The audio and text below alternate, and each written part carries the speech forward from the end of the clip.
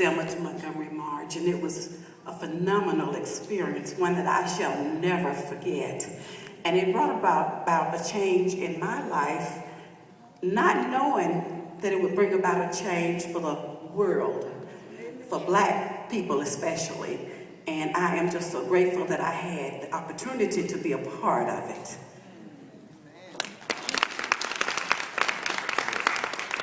Good afternoon.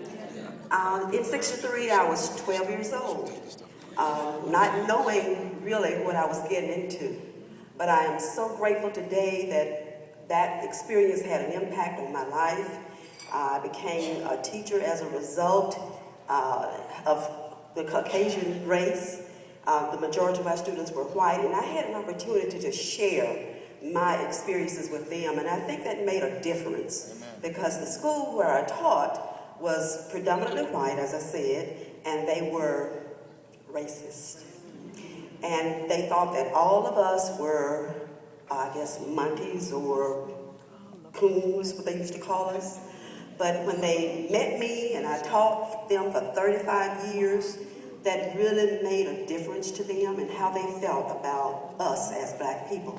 So I do look back on my experience during the movement days, and I can really appreciate them even more now that I have shared my experiences with them. Thank you for the opportunity to be here today. I think she gave the mic to the wrong person. I just want to acknowledge we are three sisters, and during the movement we were called the Dot Sisters because Dot is the oldest, but you never saw one without the other. The only time we were apart was they went to jail, I think about a week before me. But when I went, it was an experience that I feel that I was worthy of experiencing. Because we saw our parents coming home agitated from being called boy and nigger on their jobs all day. But when my mother said, a movement is going to get started, we're tired of it. Well, see, we went to Ullman High School, the greatest school in town. And we were so great that they closed us and made us UAB University. But you know, we got tired of looking at those worn, torn books. We got tired of riding in the back of those buses. And when we heard that nonviolence was going to be taught in these movements, that really aroused me. Because I knew, as Tamarine used to say, we couldn't even make a match, let alone talk about make a bomb like the bombs that they made to bomb 16th Street Baptist Church. So when I decided that I wanted to be a part of this, I was determined that I was going to go all the way. And I am so grateful today to stand here and say I was part of that, as so many other hundreds and thousands of other boys and girls.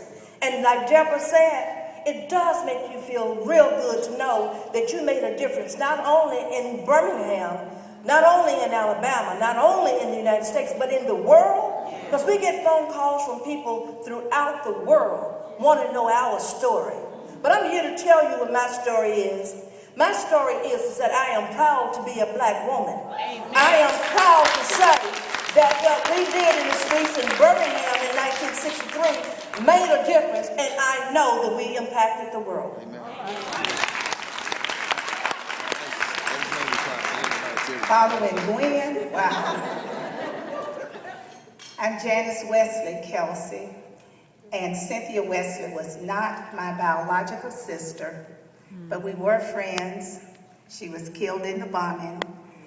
And I think the fact that we were close and how devastated I was that someone would take the life of a child at church, I have felt strongly that our stories need to be told.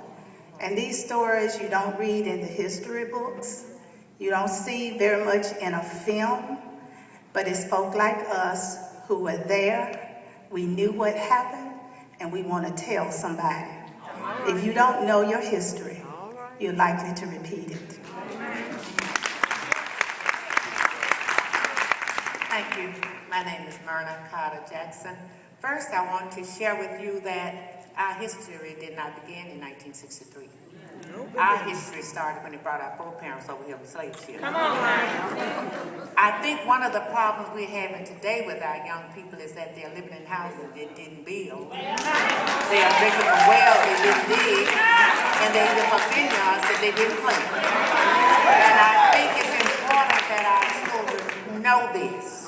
Also, I think it's important to know that we did not fight and march and go to jail for integration. Integration has been going on ever since they brought our foreparents over here. That's why so many different colors and hues and everything else.